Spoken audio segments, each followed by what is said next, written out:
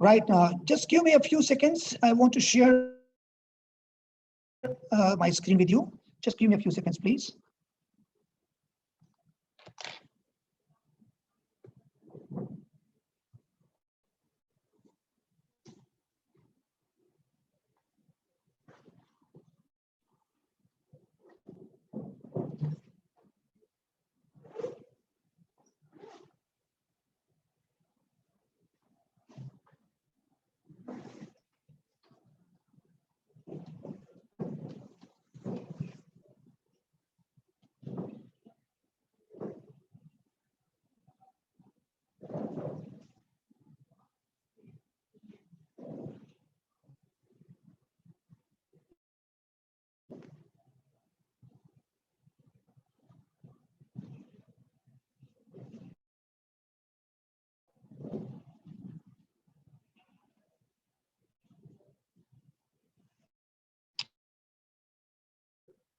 It's 895 3685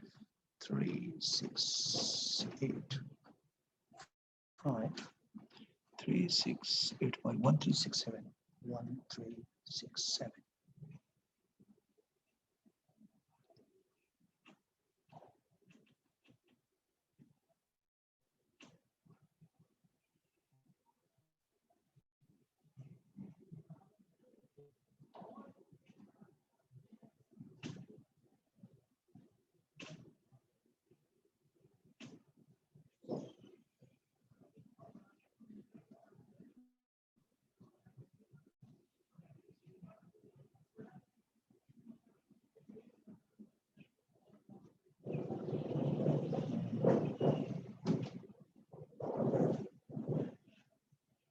यार ये कैसे कनेक्ट होगा, इसमें साइलेंट चाहिए।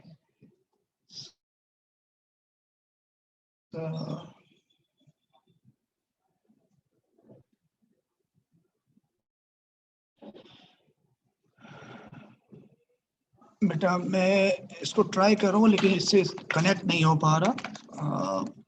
Just give me a few seconds please.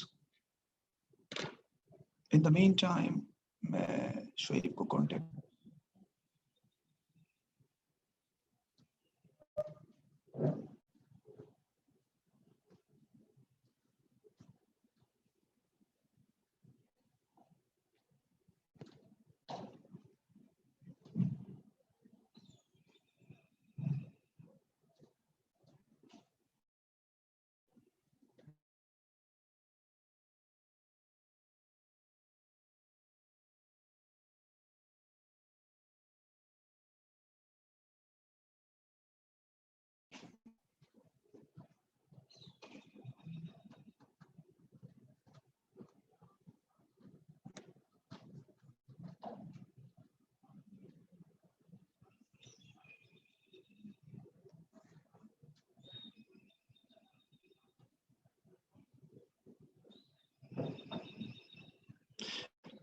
अच्छा बेटा, इन द मीन टाइम मैं शोएब से कांटेक्ट करता हूँ ताकि मेरा स्क्रीन आपसे कनेक्टेड हो जब तक आप ये रिकॉर्डेड लेक्चर्स आपके सामने आ रहा है। And that is the genetic code. Please ये अभी मैं आपको साथ दोबारा कांटेक्ट करूंगा, जब तक आप इसको देखिएगा।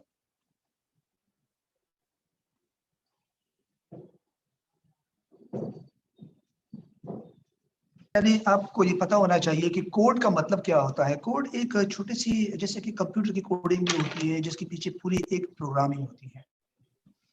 तो जेनेटिक कोड यहाँ पे क्या चीज शो कर रहा है, आप स्ट्रैंड है और ये दूसरा स्ट्रैंड है। सपोज कीजिएगा यहाँ पे न्यूक्लियोटाइड की सीक्वेंस है, एडेनिन लगा हुआ है, ग्वानिन है, फिर ग्वानिन है, साइटोसिन है, थायामीन है और साइटोसिन है। इसी तरह इसके ऑपोजिट पे भी यही न्यूक्लियोटाइड होंगे। बहरहाल इस वक्त मैं एक का जिक्र करूंगा, दूसरे को मुझे जिक्र करने की जरूरत नहीं है, इसलिए मैं इसको मिटा रहा हूँ। एक न्यूक्लियोटाइड अगर हम डीएनए का उठाते हैं तो उसके ऊपर आप देख सकते हैं कि कंसेक्यूटिव नाइट्रोजन बेसिस लगे होंगे शुगर फॉस्फेट बैकबोन से, और ये जो चेन है ये आगे मजीद आगे होगा, चल रहा है, ये खत्म नहीं है। लेकिन हमने इस पूरे डीएनए का, ये पूरा का पूरा डीएनए है, ये पूरा का पूरा डीएनए है, लेकिन हमने इस डीएनए का एक छोटा सा पार्ट उठाया है जिसके अंदर कितने नाइट्रोजन बेसिस यानी कितने न्यूक्लियोटाइड आप लोगों को नजर आ रहे हैं इस वक्त? How many nucleotide we can see here?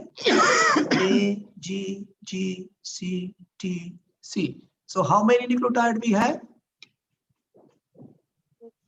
6 nucleotide we have. We have 6 nucleotide. अच्छा, अब याद रखो कि इन 6 में से अगर हम शुरू के 3 न्यूक्लियोटाइड उठाते हैं, A, G, G, ये पहला वाला हुआ, फिर उसके बाद कौन सा वाला है?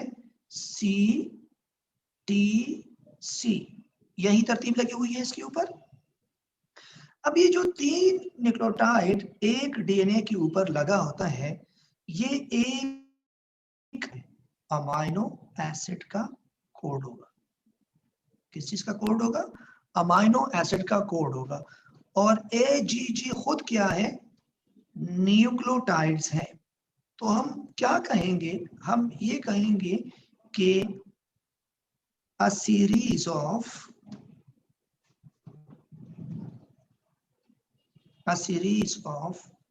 3 consecutive nucleotide, a series of 3 consecutive nucleotide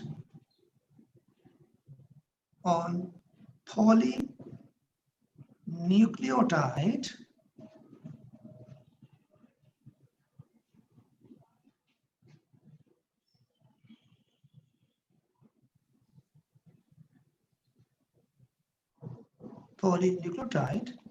is called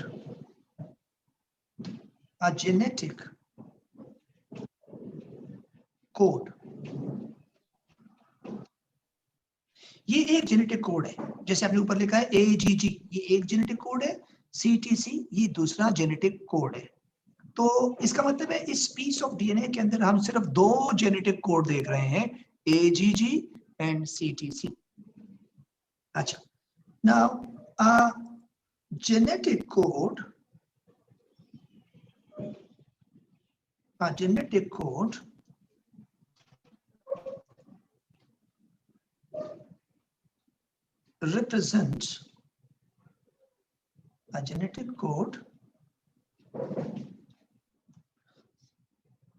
represents one amino acid. A genetic code represent one amino acid. इसका मतलब है हर अमीनो एसिड का अपना एक एक जेनेटिक कोड होगा। तो इस हिसाब से हमारे पास कितने जेनेटिक कोड होने चाहिए? तो हम कहते हैं we must have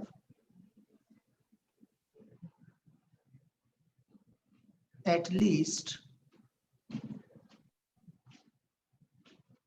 20 genetic codes for coding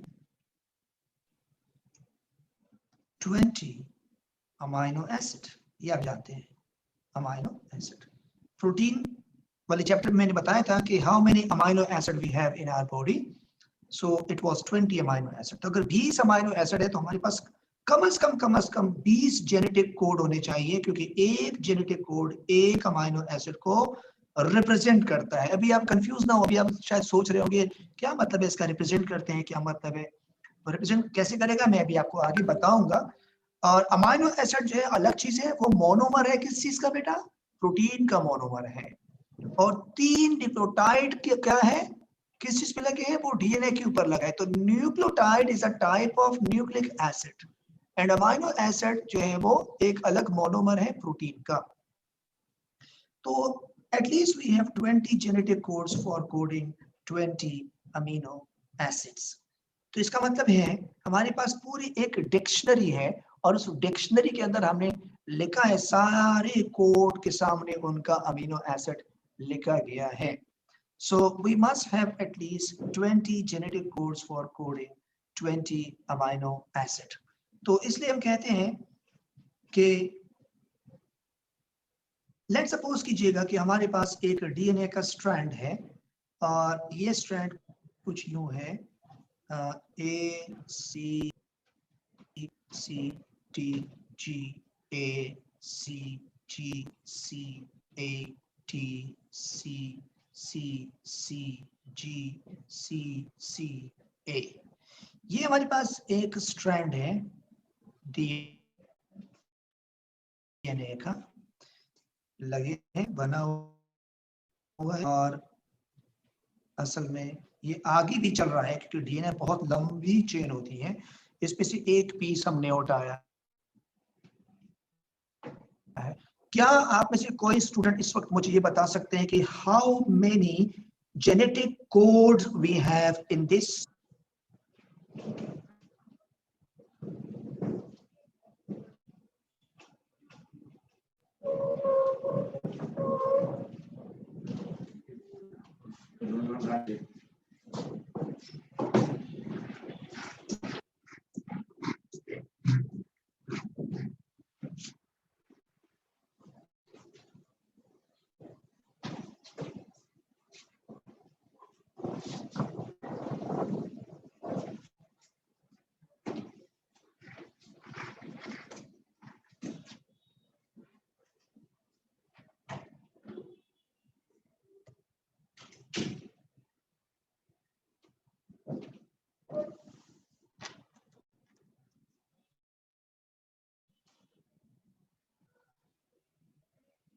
piece of DNA कितने कोड है? 6 कोड है। शाबाश, 6 कोड्स भी हैं, 6 कोड्स भी हैं। तो इस पीस ऑफ डीएनए के अंदर हमारे पास कितने कोड है? 6 कोड है। क्या आप मुझे बता सकते हैं कि इन 6 कोड के अंदर टोटल न्यूक्लियोटाइड कितने हैं? 18 न्यूक्लियोटाइड।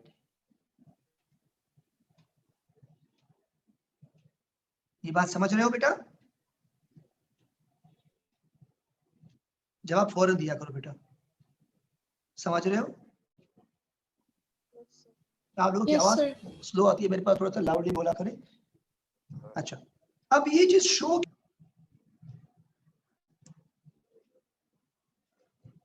जी बेटा आप मुझे सुन सकते हैं?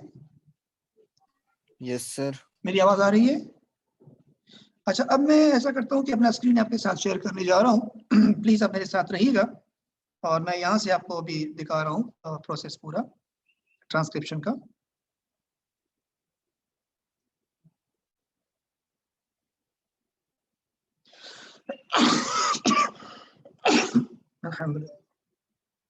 बेटा मेरा स्क्रीन नजर आ गया आपके पास? Yes sir. ठीक है, तो अब हम डिस्कस करने जा रहे हैं प्रोसेस ऑफ ट्रांसक्रिप्शन, जो हमने पिछली क्लास के अंदर जेनेटिक कोड के बाद पढ़ा था। तो प्लीज आप मेरे साथ रहिएगा, ट्रांसक्रिप्शन का प्रोसेस मैं आपके साथ डिस्कस करने जा रहा हूँ। तो ट्रांसक्रिप्शन की कुछ डेफिनेशन मैंने यहाँ ऑलरेडी लिखी हुई है, अगर आप थोड़ा फोकस करेंगे प्लीज ट्रांसक्रिप्शन पे तो आपको कुछ चीजें समझ आ रही होगी। क्या लिखा है? Transcription is the first stage of protein synthesis which takes place inside the nucleus. Process कहाँ पर होगा? न्यूक्लियस के अंदर होगा। In the process, one gene on a polynucleotide is copied in the form of messenger RNA. इसका मतलब क्या है? A segment of क्या? A segment of a strand of the DNA molecule is used as a template strand to form a messenger RNA.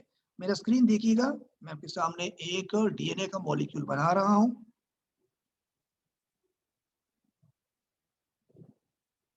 ये DNA का molecule है, हमारे पास यहाँ एडेनिन है, ग्वानिन है, साइटोसिन है, एडेनिन है, थायामीन है और एडेनिन है। तो सपोज करें ये कितने हो गए? 1 2 3 4 5 6 7, 2 और बना लेते हैं ताकि ट्रिपलेट बन जाए। अच्छा, इसके दूसरे स्ट्रैंड पे अब देखो ये डीएनए का पूरा मॉलिक्यूल कंटिन्यू है, चल रहा है, सही है, कंटिन्यू। बेटा यहाँ पे हमारे पास थायामिन होगा, यहाँ पर साइटोसिन होगा, यहाँ पर फिर साइटोसिन होगा, यहाँ पर ग्वानिन होगा, यहाँ पर थायामीन होगा, यहाँ पर एडेनिन होगा, यहाँ पर थायामीन होगा, यहाँ पर एडेनिन होगा और यहाँ पर ग्वानिन होगा। इसमें तो कोई शक नहीं है, ये डीएनए की 2 स्ट्रैंड है। इसको हम कहते हैं 3 प्राइमर, तो ये होगा 5 प्राइमर। इसको कहते हैं 5 प्राइमर, तो ये होगा 3 प्राइमर। ठीक है। अच्छा, अब जब ये प्रोसेस ऑफ ट्रांसक्रिप्शन शुरू होगा तो आपको पता है कि इनके दरमियान बॉन्डिंग भी होती है डीएनए के अंदर। यहाँ पे डबल बॉन्ड एडेनिन और थायमिन के दरमियान, यहाँ पे ट्रिपल बॉन्ड, यहाँ पर ट्रिपल बॉन्ड, यहाँ पर ट्रिपल बॉन्ड, यहाँ पर डबल बॉन्ड, यहाँ पे double bond, double bond, double bond and triple bond. ये डीएनए का एक मॉलिक्यूल है। और मैं अगर इस स्ट्रैंड को ए बोलता हूं तो इस स्ट्रैंड को बी बोल देता हूं। ठीक है।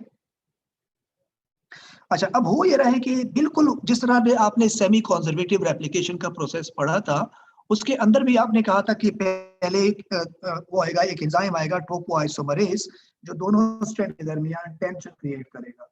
तो यहाँ पर भी एंजाइम टोपोआइसोमरेज ही आएगा और टेंशन ही क्रिएट करेगा। लेकिन एक बात जो मैं बताना जरूरी समझता हूँ, उसको बहुत इंपॉर्टेंट पॉइंट ये है कि ये जो टेंशन क्रिएट होगा, ये दोनों स्ट्रैंड्स की, पूरे दोनों स्ट्रैंड की एक साथ नहीं होगा, एक वक्त में पूरी डीएनए में टेंशन क्रिएट नहीं होगा, बल्कि मैं डीएनए की एक जगह को थोड़ा सा आपके सामने हाईलाइट करूं।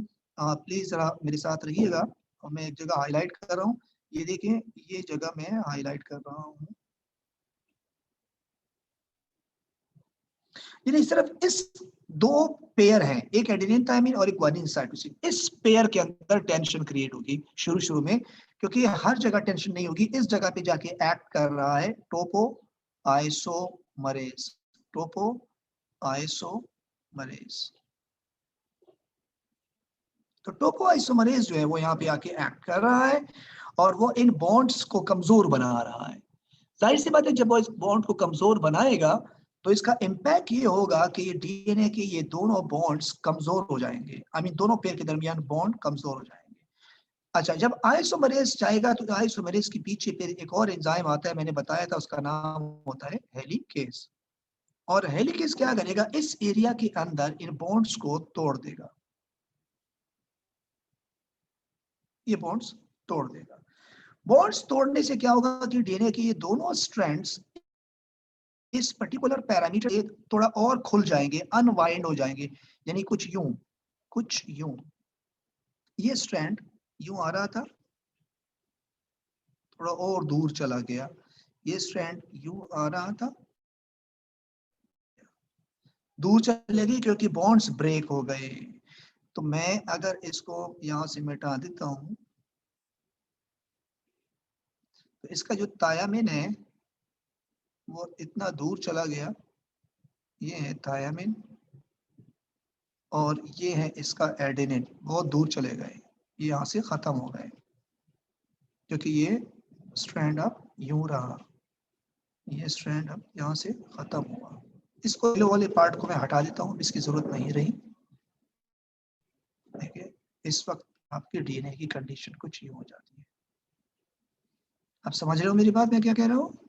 तो आपका एडेनिन और थायामिन जो है वो जरा दूर दूर चले गए क्योंकि उनके बॉन्ड्स ब्रेक हो गए। इसी तरह इसकी भी बॉन्ड ब्रेक हो जाएंगे। 2 जगह पे बॉन्ड ब्रेक होते हैं ग्वानिन और साइटोसिन की, तो इसको थोड़ा और हम यूं कर लेते हैं।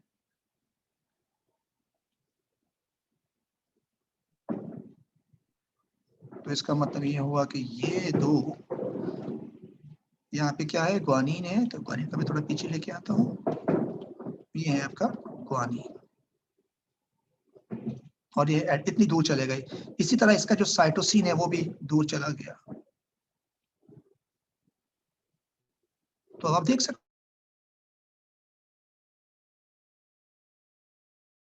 हैं कि 2 पेयर एक साथ टूट गए हैं, इसका थायामीन और ये एडेनिन, ये पेयर्स ब्रेक हो गए। और इन पेयर्स को किसने ब्रेक किया, कौन से एंजाइम ने ब्रेक किया, इसको मैं थोड़ा साफ कर दूं ताकि आपको कंफ्यूजन ना हो।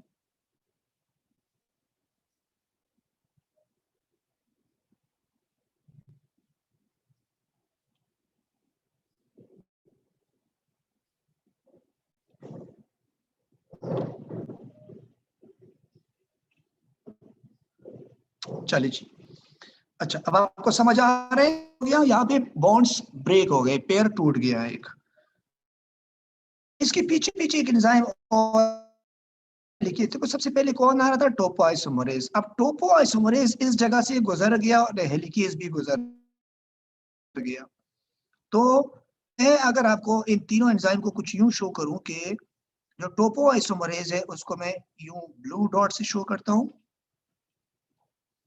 जो हेलिकेज है उसको ऑरेंज से शो करता हूं, और जो आइसोमेरेज पॉलीमरेज है उसको रेड से शो करता हूं। ये तरतीब है। एंजाइम जो यहाँ से गुजरा, केस था हेलिकेज, अब यहाँ से गुजर के यहाँ पे पहुंच गया है। सॉरी, तो मैंने रेड लगा दिया। तो जो हमारा जो हेलिकेज था वो गुजर के यहाँ तक पहुंच गया है। आगे इसके बाद कौन था, हेलिकेज था, वो भी यहाँ पे तकरीबन पहुंच चुका है। इसके बाद जबकि हमारे पास इस वक्त जो आइसोमरेज है, कौन सा आइसोमरेज है, वेरिफिकेशन में आपने पढ़ा था डीएनए पॉलीमरेज। यहाँ इसका नाम क्या होगा, आरएनए पॉलीमरेज, क्योंकि यहाँ ये आरएनए बनाएगा। इसका नाम क्या होगा, आरएनए पॉलीमरेज, लाल वाले का आरएनए पॉलीमरेज, लाल वाला, ठीक है, ये वाला, ये आरएनए पॉलीमरेज है। ऑरेंज वाला कौन है, हेलिकेज, और ब्लू वाला कौन है, टोपोआइसोमर। ये दो तो यहाँ पहुंच गए हैं। ये जो है ना, ये प्राइमर के आगे अटैच होता है,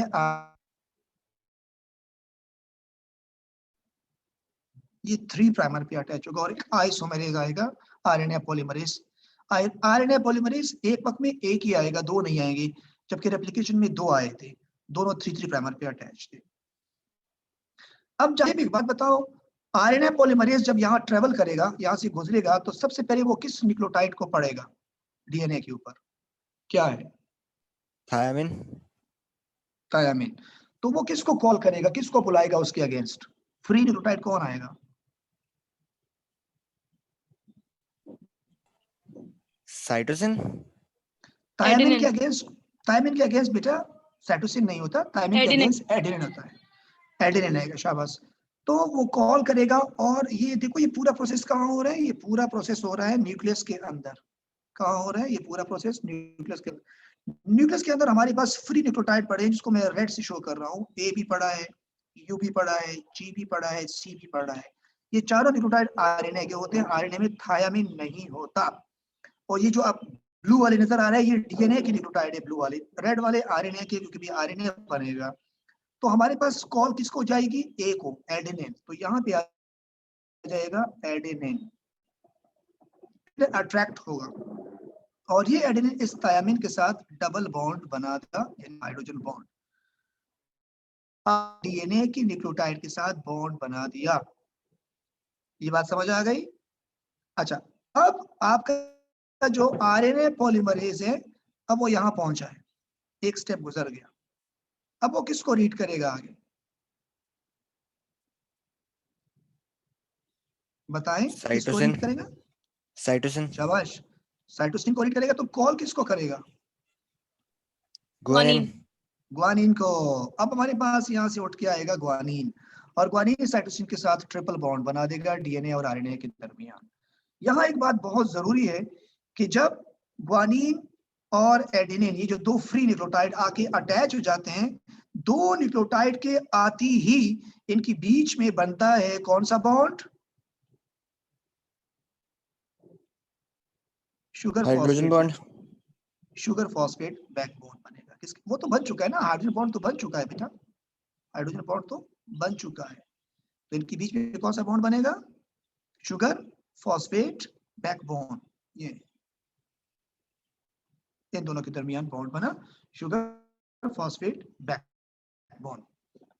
अच्छा, अब होता ये है कि जब इन दोनों के दरमियान बॉन्ड बना, इसका मतलब है अब आगे टोपोआइसोमरेज ट्रेवल कर चुका होगा, और हेलिकेज भी ट्रेवल कर चुका होगा, और अब ये दोनों एंजाइम यहाँ आ चुके होंगे, ब्लू वाला यहाँ टोपोआइसोमरेज, और उसके पीछे कौन है, हेलिकेज। तो वो यहाँ से गुजरे हैं, इसका मतलब है उन्होंने ये बॉन्ड भी ब्रेक कर दिया होंगे, वो यहाँ पहुंच गए। और अब आपका जो मैसेंजर जो आरएनए पॉलीमरेज है, अब वो थोड़ा और आगे आएगा, कहाँ पहुंचेगा वो, यहाँ।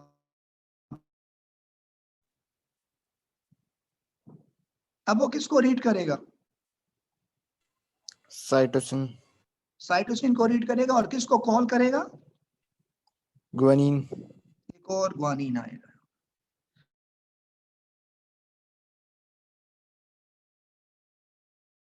होता जाएगा, यूं खुलता जाएगा, और ये भी और खुल जाएगा, क्योंकि ये दूर दूर जाएंगे, दूसरे से खुलता जाएगा ऊपर से, और इनके दरमियान फिर बॉन्ड बन जाएगा, कौन सा, शुगर फॉस्फेट बॉन्ड।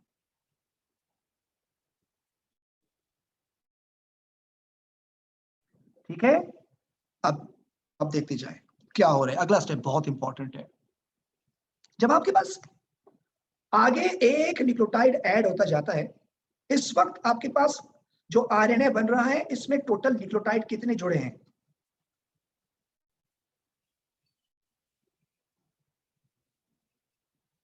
जी बेटा जवाब देना। इस वक्त आपके पास जो आरएनए बन रहा है, उसमें टोटल न्यूक्लियोटाइड कितने जुड़ गए हैं,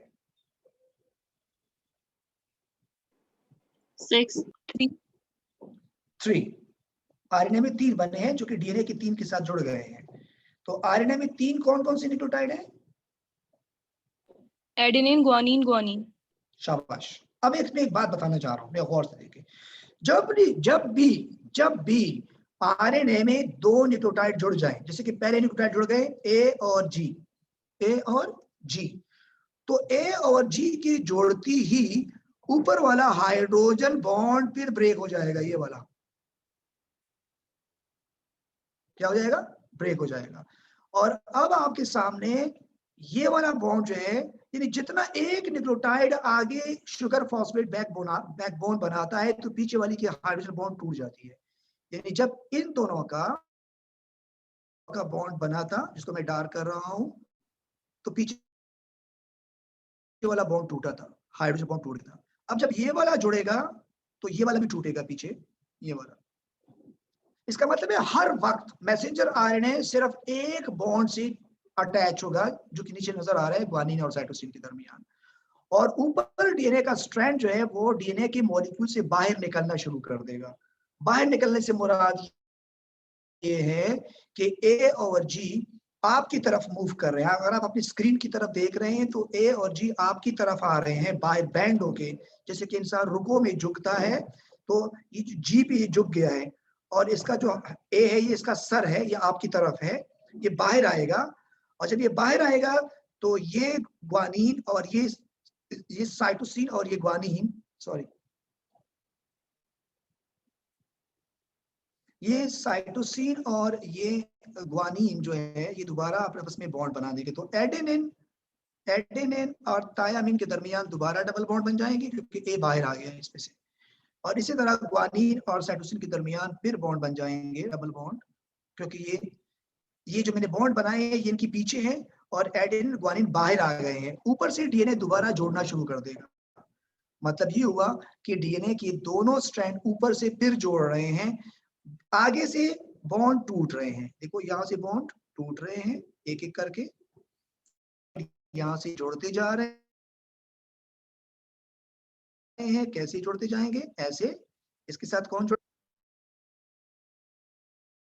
बॉन्ड बन जाएगी, पीछे ये वाला बॉन्ड भी टूट जाएगा।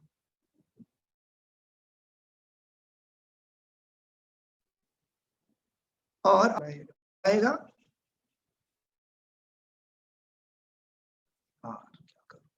एक फिर आप आगे आएंगे। अब यहाँ क्या होगा, यू आएगा, खिड़की के सामने, ओ सॉरी, यू थोड़ी, यू नहीं आएगा, ए आएगा, ए आएगा, बॉन्ड बनेगा डबल, पीछे वाला बॉन्ड फिर टूट जाएगा। इस तरह जो आरएनए का एक मॉलिक्यूल है, इनके दरमियान जो फॉस्फोडाइस्टर बॉन्ड बन रहे हैं और हाइड्रोजन बॉन्ड पीछे से टूट रहे हैं, तो इसका रिजल्ट क्या होगा। अब आप देखें ना, इसका रिजल्ट बताएं आगे, फिर कौन होगा,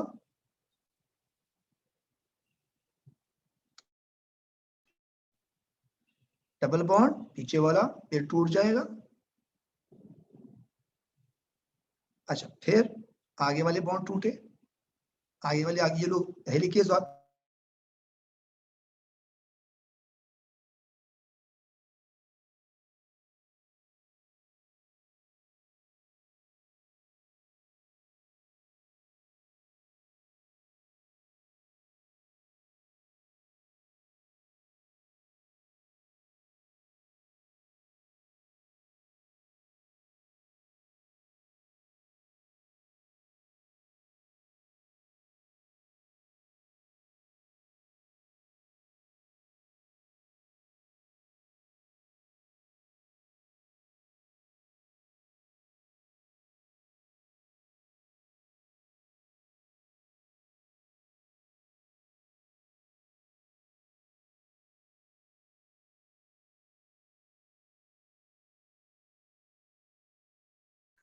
सर आपकी आवाज नहीं आ रही।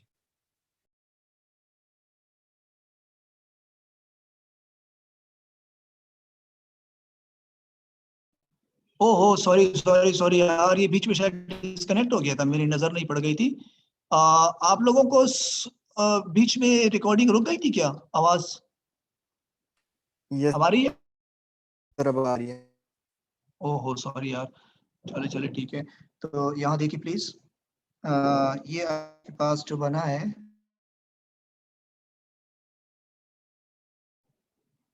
और रेड से शो करना था।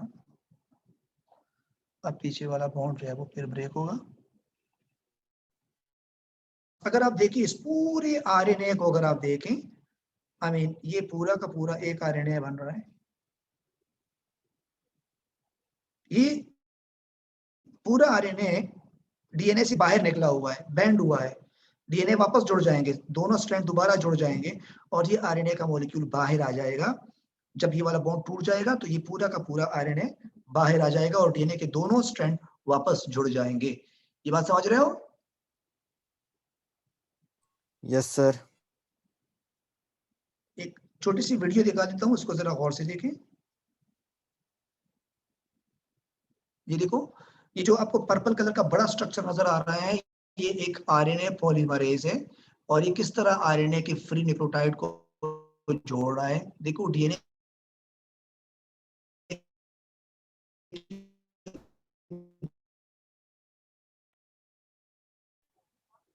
controlled to this site by the RNA polymerase. Binding causes the and open. Then during elongation,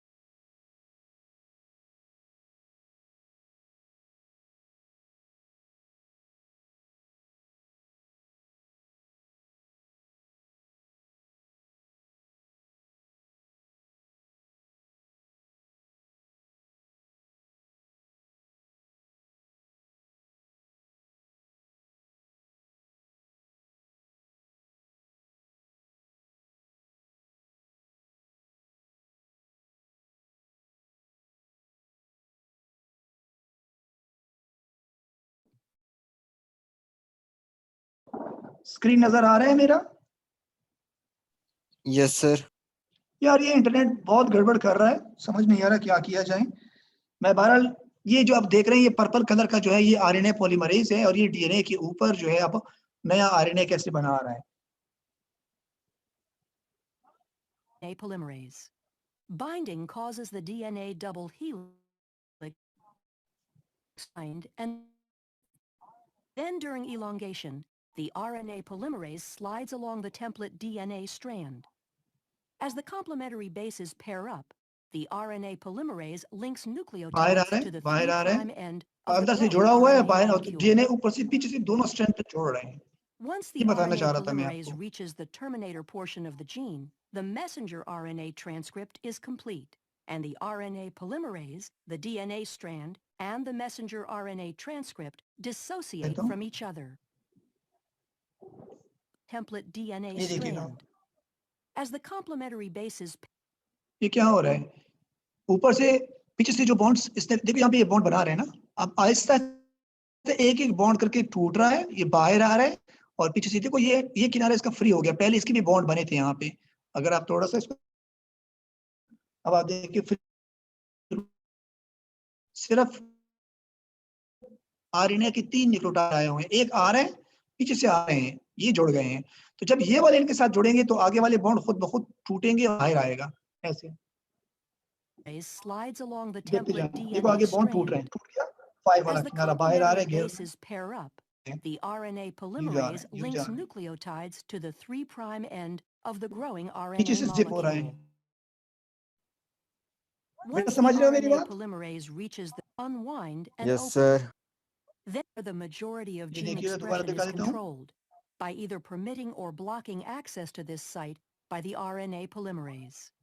Binding causes the DNA double helix to unwind and ये open. देखिए। Then during अच्छा यहाँ elongation, एक चीज मैं the आपको बताऊं, अगर आप ये वाला किनारा देखते हैं जहां मेरा कर्सर है, ये वाला किनारा, यहाँ पे ये डीएनए ओपन हो रहा है, अनवाइंड हो रहा है, क्योंकि यहाँ से हेलिकेज और टोपोइसोमरेज गुजर रहे हैं और आरएनए पॉलीमरेज आ रहे हैं, वो जोड़ रहे हैं, यहाँ डीएनए फिर जोड़ रहा है और यहाँ डीएनए स्प्लिट हो रहा है, यूं जा रहा है क्योंकि यहाँ से आरएनए निकलता जा रहा है। देखिए RNA polymerase slides along the template DNA strand. As the complementary bases pair up, the RNA polymerase links nucleotides to the 3' end of the growing RNA molecule. Once the RNA polymerase reaches the terminator portion of the gene, the messenger RNA